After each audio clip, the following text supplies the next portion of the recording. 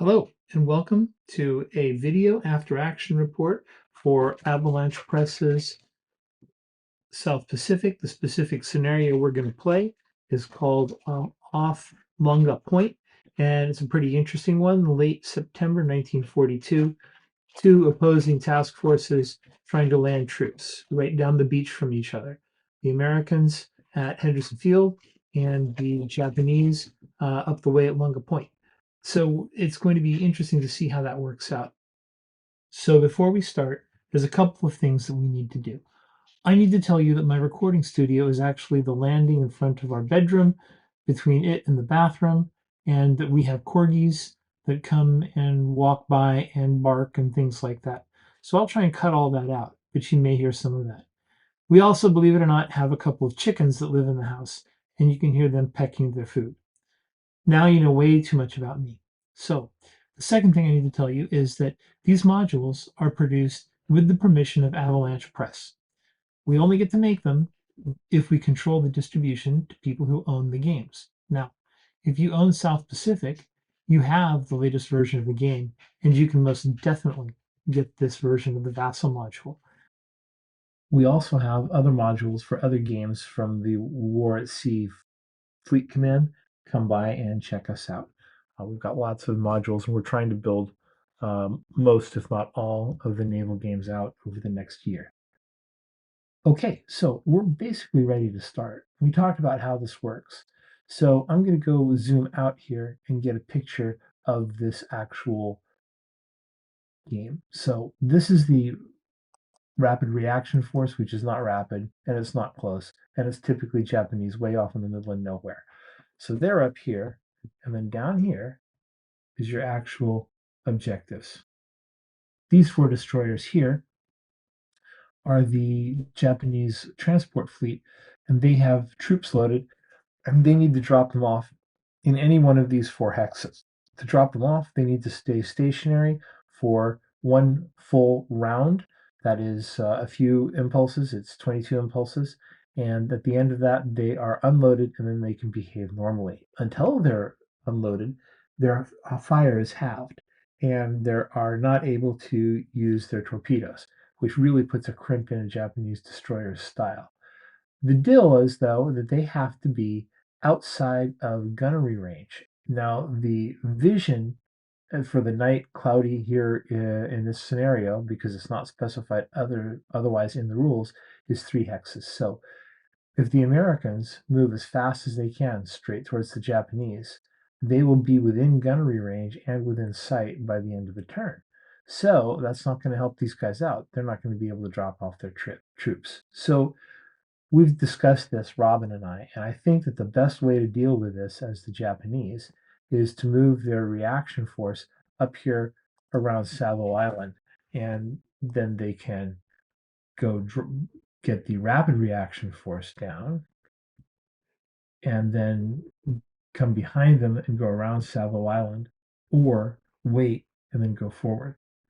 These guys here, even though they're a light force, there's one cruiser, Sendai, and a bunch of destroyers, but they have a lot of torpedoes between them.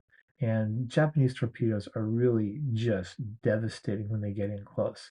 So if the Japanese can stomach it and get close to the Americans, they're going to do just fine. Now, the Americans have some advantages. First of all, they have a lot of destroyers, and they have 3 cruisers. They have the Australian Leander, the Minneapolis, and the Boise. And these guys here are going to be able to deal out a lot of damage.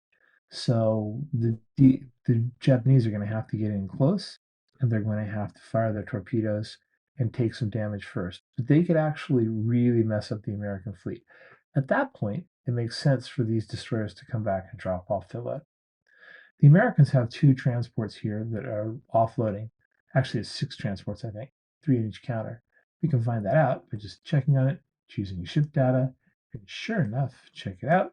There were 4 in there because it's a 4 multi-ship counter, but we've crossed one of them off. So there's only 3 that are unloading.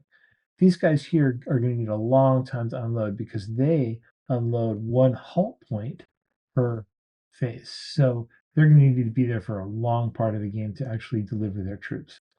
So once these guys are taken care of, I can come back and sink the remainder of those transports as the Japanese player. So we're really ready to go. So I'm going to go ahead and start the turn. So I'll open up the tactical phases, and in the tactical phases, I'll begin the turn, begin the tactical turn, and I click the button. And when I do, it actually annotates the log file. This log file is really handy. You may come up to use it soon. So I'm going to start the tactical cycles, and phase one is to determine initiative. The first cycle, the Japanese have initiative, so we don't need to worry about that. Then we're going to go to the non-initiative player moves his ships with 4, 3, or 2. So let's go look at those ships. Roll down here and see that they are all 3s in this stack and in this stack. So they're all the same, and that's going to be okay. I'm going to move them together, and we're just going to make one task group out of this because I'm not going to worry about keeping the destroyers back. Now, that's one thing that's a little gamey about this, in that you can see everything here that's happening, and in the real world, it would have been dark, and I'm not sure that the Americans would have known that the Japanese were here offloading, but they do in the game, so we're just going to deal with it. So I'm going to go to the next turn or the next phase. So the initiative player moves. That's the Japanese player. So the Japanese player is going to get the hell out of Dodge. Now it's important in this one that you actually stay away from the shores because you can run aground in Guadalcanal. It's not super deep here. So I'm going to rotate this, and I'm going to keep doing that with the keyboard command and just get these face the other direction. Doesn't really matter, it just looks good. So I've got to move my rapid reaction force. So I'm going to move over to the edge and then up to the top and move these guys. All right, now I'm going to go to the next phase. First, I'm going to clear my move markers. Move markers are there when you get into combat and things are moving. You can take turns moving with your opponent, and that's kind of cool because then you can you can see which has moved and which one hasn't. It's really worth doing. But for us, we're doing that right now. So I'm going to go ahead and go to the gunnery combat phase. And there's no gunnery combat because we're not within range of guns and in visual contact because that would be 3. So it'd be 1, 2, 3. So we're still 2 hexes out of that. Since we're not in visual range, there also isn't torpedo combat, and it would be a long shot for a long lance torpedo. In fact, it wouldn't even be possible at this stage. So we're just going to keep going. So now the non-initiative player moves as 4s, 3s, or 1s. Well, the non-initiative player is the Americans, and they're going to move 1. And then I'm going to change the phase and find my initiative player. They're going to move 1. And we're going to go back up, and we're going to grab the reaction force and bring it down. Go to the next phase, it's gunnery combat, and then we're going to go to torpedo combat because there's still none. Then we're going to go to the non-initiative player moving any 4s or 2s or any towed or towing ships.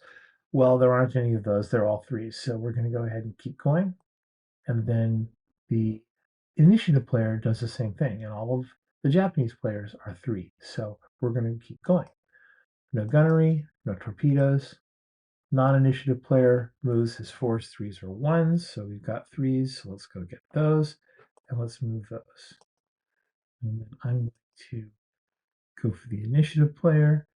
And the initiative player has 3s, so it moves. And then let's move the reaction force. Click on the plus. Gunnery combat, none. Torpedo combat, none. Initiative player, non-initiative player rather, moves the 4, 3s, or 2s. So I'm still powering after the Japanese. Then the initiative player moves.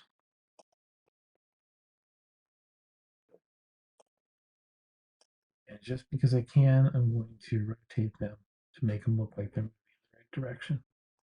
I'm going to clear all the moved counters. And I'm going to go gunnery combat, there's none. Torpedo combat, none. And now it's attempt to do emergency repairs and disengage. Well, we don't need to get there because we still want to engage and there's no damage, so we don't have anything to fix. So I'm going to click plus, and it ends the tactical cycle. Now I'm going to begin the tactical turn again, and we're going to go through that whole process. So now that we need to find the initiative, let's go look at the charts to tell us what that role is going to be. So if I click on charts, here in my C combat, one of the first tables is initiative. The Axis gets the initiative on 1 through 3. The Allied gets the initiative on 4 through 6. Now if there's leaders present, so I'm going to roll my dice, and I roll 1. That means Axis has initiative. So I'm going to start the tactical cycle. Oops, there's my initiative. Now I'm going to do the non-initiative player. Moves their 4 3s or 2s. So there's the Americans moving their 3s. Here's the Japanese moving their 3s.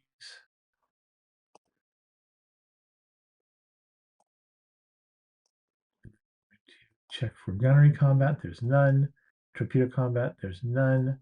Then we're going to choose the non-initiative player and move their 3s. And then we're going to choose the initiative player.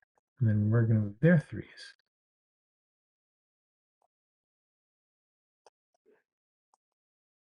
Gunnery combat, none. Torpedo combat, none. Non-initiative player moves. 4s, 2s, or any towed. There are no 4s for them. There are no 4s for the Japanese. So we check gunnery and torpedo. There's none. We're going to now take the non-initiative player and move them 3. So there's the non-initiative player, and there is the initiative player.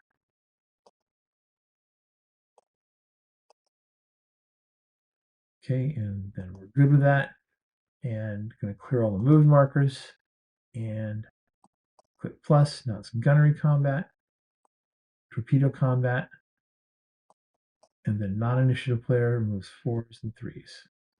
So there's the 3s, and then the initiative player moves 4s and 3s.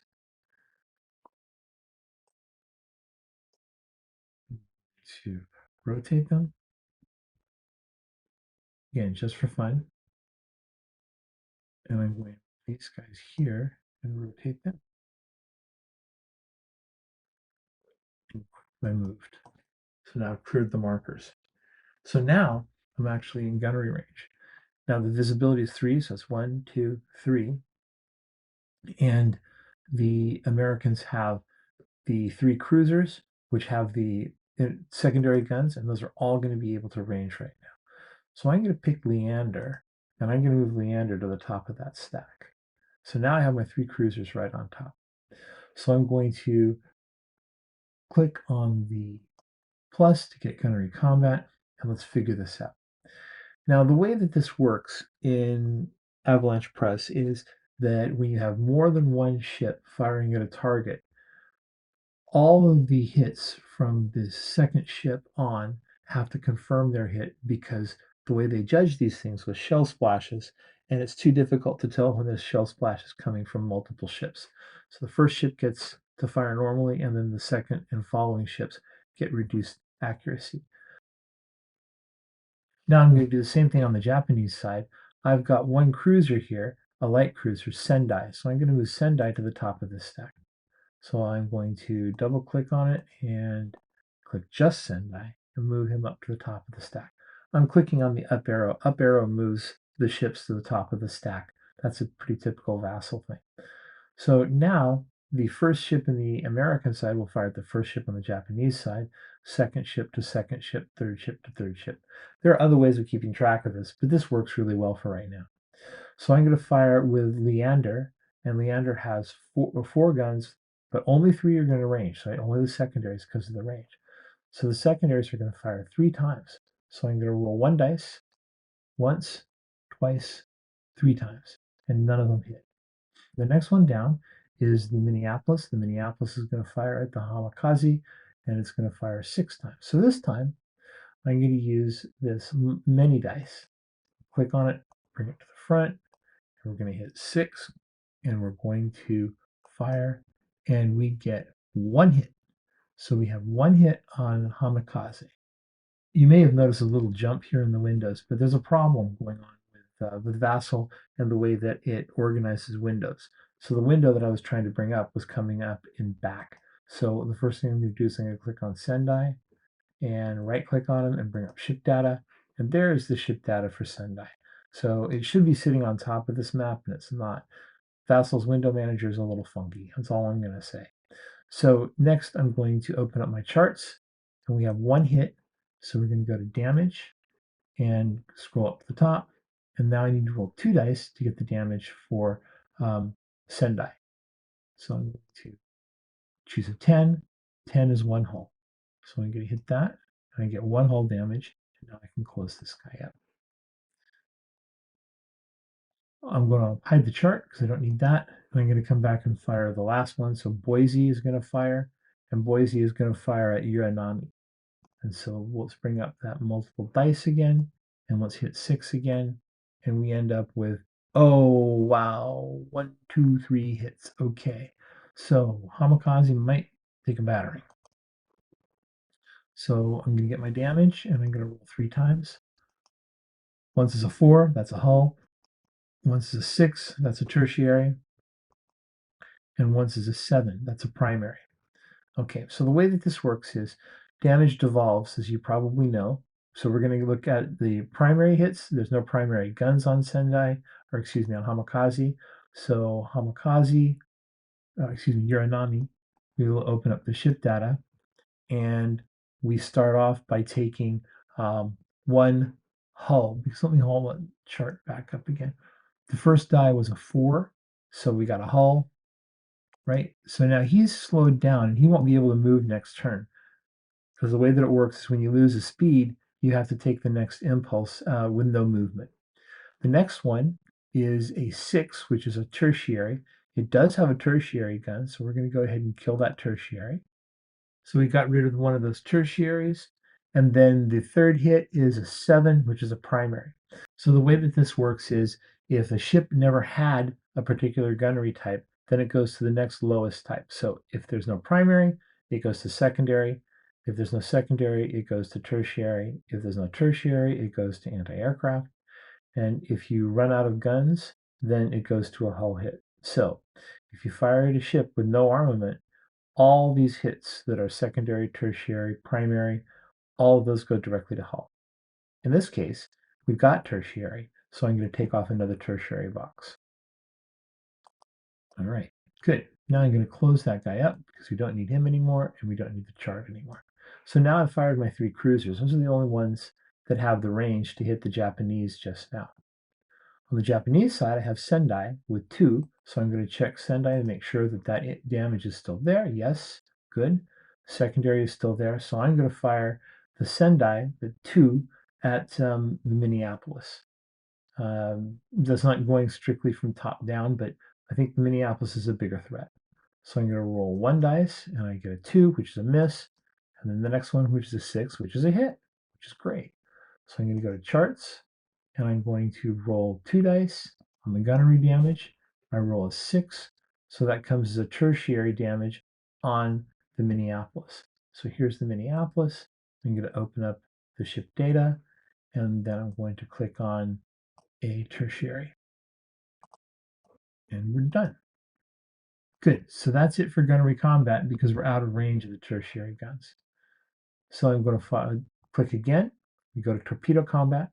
Now, torpedo combat is a little tricky because I could fire at this range with the Japanese, but I'm going to take some losses, or actually it's not true. It's going to be a coefficient in front of the number of torpedoes. So I want to actually get my full load here. So I'm going to go ahead and click OK, no torpedo combat. And then phase 22 is attempt emergency repairs and check this engagement and so on. So I'm not going to check for any of that. I'm going to go ahead and click OK, end the tactical cycle, begin the tactical cycle. This is our 3rd tactical cycle, but there's a maximum of 4 here. That's in a normal game. This game specifies that there are 132 steps, so we have plenty more. We are at our 3rd turn, so we've gone through 44 of these. So we have plenty left. We have like 90 steps left somewhere in there. So I'm going to go ahead and roll for the initiative. On a 3, the Japanese player gets initiative again. So the Allied player moves its 4s, 3s, or 2s. So I'm going to suck that down all into one stack, and I'm going to move one closer because we're going to lay our ships against the side of the enemy where a captain can do no wrong. So I'm going to choose the initiative player. The initiative player is going to move one to there. So now they're one apart.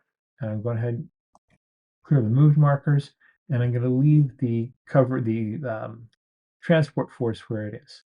So I'm going to go to the next phase. It's gunnery combat, and now this is going to get really nasty. Okay, but here we're going to have to confirm a lot of hits because we're going to have multiple ships firing at things. So let's start out with Leander at Sendai. Now that we're so close and the firing is going, well, full bore, we have some modifiers to apply. So I'm going to go to the charts, and I'm going to open up my Sea Combat, and I see here gunnery and ship launch torpedo modifiers. So my gunnery modifier is a +1 for being range 0 1 hex. So these rolls here now give me a 5 and a 6. So there's 2 hits there from Leander on Sendai. So let's figure that out. So I'm going to bring up my charts again and go to damage and gunnery damage. And I'm going to fire 1 as a 9 and 10. So a primary and a hull hit. So Sendai is going to take a primary and a hull.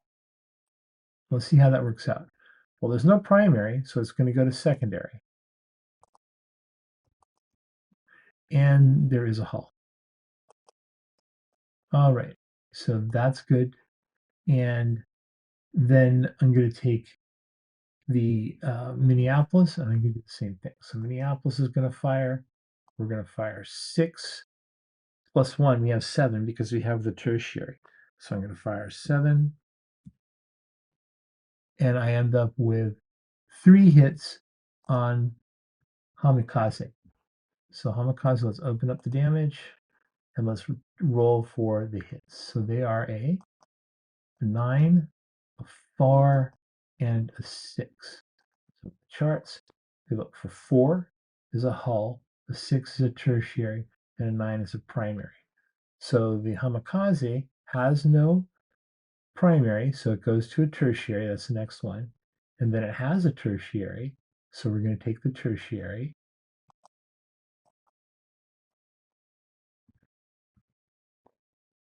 And then we're going to take the hull. All right, so that's lost some hull too. All right, Hamikaze is closed up. Now we're going to do the same shot from Boise to Uranami. So Boise is going to fire 7 because it has 6. No, let's just double check that. Cancel that because it's modal. Then the ship data, and Boise is not harmed yet.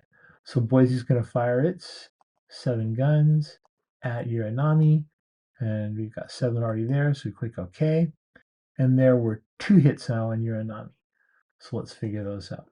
So the gunnery damage is 7 and 9. 9 is a primary, 7 is a primary.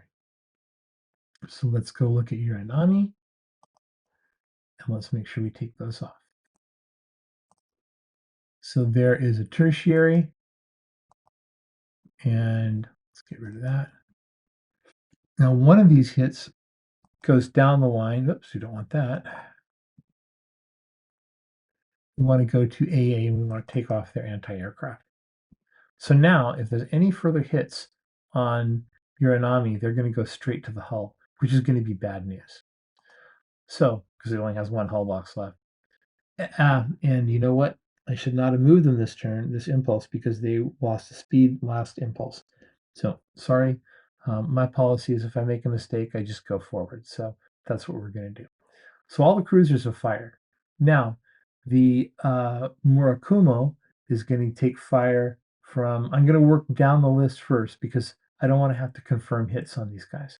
So the next guy down is the Monson. So Monson is firing 2 tertiaries at Murakami. So let's roll those. A 3 and a 1, they're both misses. And now the McDonough at the Shirayaki. So 1, 2, both misses. Now I have 1, 2, 3, 4, and this guy down at the bottom with 3. So I'm going to fire 1 at each of these, right? Because I got 5 ships that haven't fired. So I'm going to fire 2 at Sendai, but I need to confirm the hit with a roll of 4 again or higher, because there's multiple shell splashes and it's hard to tell from which ship comes what. So I'm going to fire I'm going to fire this guy here, the second one down, which is Grayson. Grayson is firing 1, 2, that gets 1 hit on Uranami. Excuse me, on Sendai. So I'm going to roll my 2. I got to confirm it, right? This is the confirmation ones because Sendai's already been fired on. So I need to roll a 4, 5, or 6 to confirm. And I roll a 3, so it's a miss. Then I'm going to roll the next guy down. Dale is going to fire at Hamikaze, and it's going to fire 1, 2, 1 hit, possibly. Now the confirmation, 1, it does not hit. Warden is firing at Uranami, and it's firing 1, 2, so 1 potential hit. Confirmation is a 6, so it's a hit. So Uranami is going to take 1 hit, and I'm going to roll an 8. An 8 is a secondary, so it's going to go to a tertiary on Uranami. So let's go tertiary and bring that. Oh, there's no tertiary. Oh, there's no anti-aircraft. That means it goes to a hull hit, and Uranami is sunk. All right, so I'm going to pull Uranami off to the side for just now, and we will make sure we record him in a minute. So the next guy is firing here. This is the Farragut, is firing at Murakumo. Yep, Murakumo. And so he's going to fire once, twice, no hits. And then Phelps is firing at Shiroyuki, and it's firing 3. 1, 2, 3. So 2 of these are potentially hits. Confirmation is a hit. Confirmation is not a hit. So 1 hit on Shiroyuki. So let's bring up Shiroyuki's damage. And it's not been touched yet. So let's see where it gets touched. It's 11. That's a bad one. That's 2 hull, lose 1 speed. Well, that's the end of that. So we're going to go put 2 on that.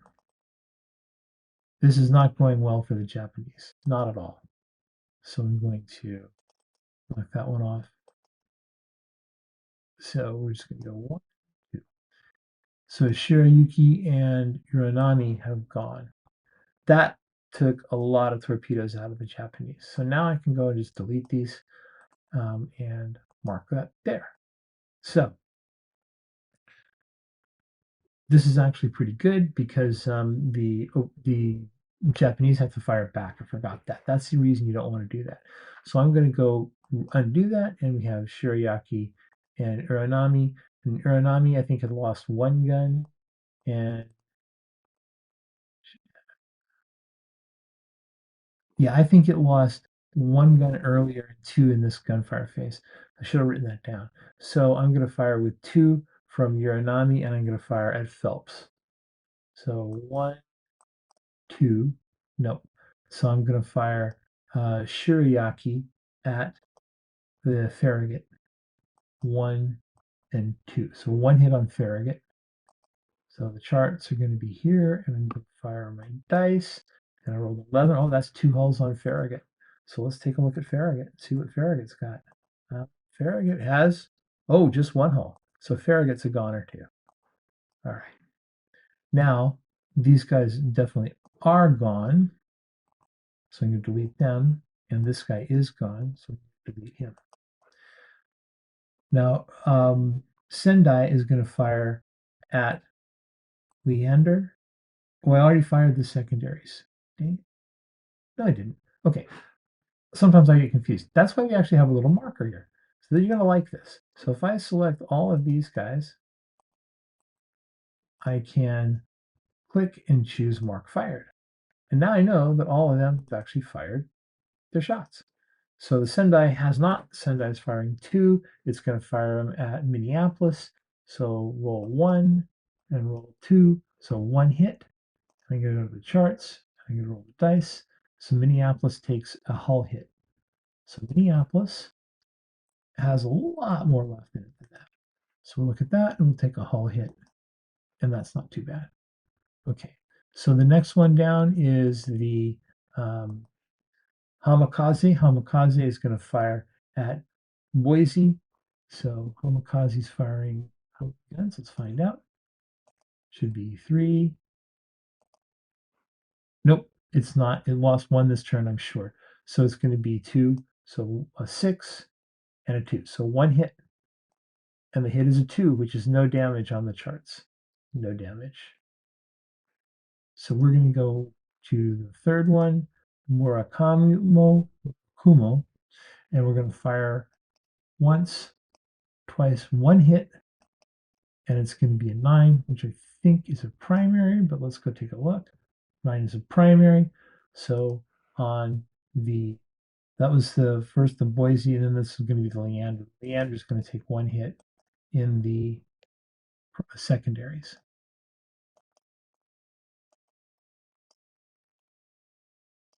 Okay, now it's time for Torpedo Fest. Okay, so we move the gunnery combat forward and torpedo combat. Now this is where the Japanese had a chance, but it's going to be real tough for them now at this point. And the Allies have a chance too. Of course, all the destroyers have torpedoes, but the Americans very thoughtfully removed their torpedo tubes earlier in the 30s to get rid of them because who needs torpedoes, right? Okay, so I'm going to take I got to declare targets. I'm going to start with getting rid of the fired markers because guns are fired. Now we're doing the torpedoes. Okay, so now the Sendai is going to take its 2 shots at Leander. So it gets a +1 because it's adjacent or in the same hex. So the first die is a 2, so it's a 3 it misses, and a 3, 4 it misses. Oh man, well, that's it for Sendai, I think. Okay, so Hamikaze is firing at Minneapolis. So we're going to fire 1, it's no hit, 2, it's no hit, and 3, it's no hit. Wow, all the torpedoes are missing. And Murakumo is aiming at Boise. The first is a hit, the second is a hit, the third is a hit. Boise's in trouble. So let's go take a look at that damage. The first one is a 7, and then an 8, and then an 8. So on the charts, let's go look at that. Now, I don't have to confirm those. Those are Japanese torpedoes, and they're pretty decent. But I would like to point out this guy right here. Japanese torpedoes add 2 to damage roll if long lance, and 1 otherwise. Okay, unless it's a modified roll of 2. It's not. So let's find 7 and turn that into a 9. So that's 4 hulls, 1 primary, and then a 10 is another 4 hulls and a torpedo. And then a 10 is another 4 hulls and a torpedo. So Boise has taken 12 torpedo damage. So let's go take a look at Boise, see how much hull he has. Yeah, Boise is not going to make it. So we're going to go ahead and just put a 5 in there, and we're going to drag him out. So you can see that if the Leander and the Minneapolis had been hit, there's a good chance that they would have gone down or would have at least been pretty badly damaged. That means that the other destroyers could match the American destroyers. But at this point, there's no point in it. So Boise gets to fire back torpedoes, but there are no torpedoes. Then the Minneapolis gets to fire, and it doesn't have any torpedoes. Leander does. They're firing 2. So they're going to fire at Sendai. So a hit on Sendai. So we check on charts, and the gunnery damage, or excuse me, torpedo damage is going to be 12. That's 6 hulls, lose all speed. So Sendai is now a goner. All right. And now we've got Minneapolis, doesn't have any, we talked about that. So then the other guys are going to divide their fire up. So we've got 1, 2, 3, 1, 2, 3. So they, I believe, all have 2 torpedoes. Yeah. So we've got 6 torpedoes going at Hamikaze and 6 at Murakumo. So let's fire those out. 1, 2, 3, 4, 5, 6. So that looks like 1 hit, 2 hits, 3 hits, 4 hits. Now, the problem with American torpedoes is that American torpedoes, before 1943, must be confirmed by a second die roll of 5 or higher. That's because they have awful exploders. So we have 1, 2, 3, 4. So we're going to roll this dice again. We need to get a 5 or higher on all 4 of those. So that's 1 hit. No, that's a miss. That's a miss. And that's a miss. So 4 hits, 1 went through. So when I look here at the charts, I've got torpedo damage of 5. So 5 is 2 hulls and a tertiary. So Hamikaze is now out and dead. So Hamikaze loses it, and that goes here. Now, then the last one has 6 torpedoes going in it, Murakumo. So we're going to fire 1, 2, 3, 4, 5, 6. Only 1 hit this time, and we have to confirm it with a 5 or higher, and it doesn't confirm, so it's a miss. All right, I think at this point, it's a good idea to cancel this game. Comes out a little short, I'm afraid, but there's no way the Japanese can succeed. So I'm going to delete these guys, and I'm going to delete the Boise, and let's go. Now, setting this game up and playing it through a number of times, it's been a toss-up whether the Japanese win or not. But the key is always that long lance torpedo attack up close so that you get the best modifiers. And the torpedoes just didn't make it. The Americans were good enough with gunnery that they sank enough of the Japanese group, the destroyers, before they got close. So now I've got Murakumo, and it basically has no torpedoes left, and uh, it's gonna get just nailed next turn. So it's time for the Japanese troops to go disappear and run away. That's been it, more or less, and I hope you've enjoyed it. This was a fun scenario, and if you play it out, you're going to get different results every single time. I think that it's worth checking out. So that's it for tonight, and put this guy to bed and try to edit it and get it up live on YouTube. So thanks for being with us, and there will be more of these. We're going to do some operational scenarios. We're going to do some scenarios in Bismarck and probably some of the other games as well. So stay tuned and check for us at war@sea.fleet command or war@sea fleet command. And the address is should be showing about now. Thanks very much.